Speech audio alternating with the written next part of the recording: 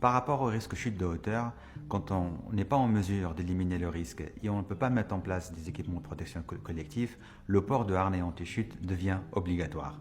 J'ai le plaisir aujourd'hui de vous présenter comment le porter efficacement, comment l'ajuster efficacement et attirer votre attention sur quelques points de vigilance. La première étape et la première chose à faire, on commence d'abord par vider nos poches. Si on a un stylo, éventuellement des clés ou un téléphone portable, cela permet d'abord et avant tout d'avoir plus de confort et éventuellement en cas d'accident, minimiser le risque et l'aggravation de la chute à cause des objets qui resteront coincés entre le harnais et le salarié. L'étape d'après consiste à prendre le harnais par le anneau dorsal.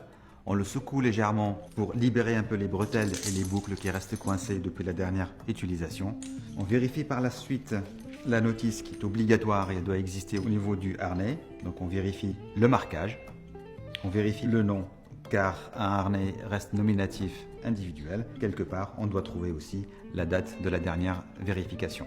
Comme vous savez, un harnais doit être vérifié minimum tous les 12 mois. Je prends par la suite les témoins. Donc je vérifie au niveau des coutures qu'il n'y a aucune défaillance, il n'y a aucun problème. Toutes les coutures, donc on regarde et on prend le temps de les écarter pour voir que tout est mis en place. En cas de fil abîmé, piqûre, déchirure, cela veut dire que le harnais n'est plus conforme et on ne doit plus le porter. On prend par la suite au niveau des épaules, on l'écarte légèrement et on l'enfile comme un sac à dos des deux côtés. Je commence d'abord au niveau des cuissards.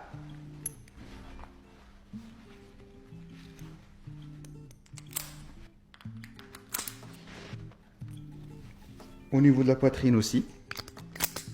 Et maintenant, j'attaque la partie ajustement. Donc au niveau des cuisses, je vérifie si je peux rentrer mon poing complètement. Cela veut dire que ça nécessite d'être ajusté.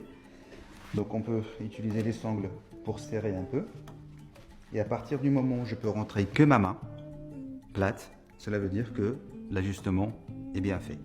Je fais la même chose de l'autre côté. Et au niveau du haut, donc on règle la boucle pour qu'elle puisse être alignée au niveau de la poitrine. Et pour l'anneau dorsal, on vérifie entre collègues que l'anneau reste bien centré entre les épaules. Maintenant, mon harnais il est bien ajusté, il est bien confortable. Je dois penser aux autres équipements de protection individuelle, le casque adapté aux chutes de hauteur que je fixe convenablement. Je mets bien ma gibulaire et je pense aux autres risques, éventuellement risque bruit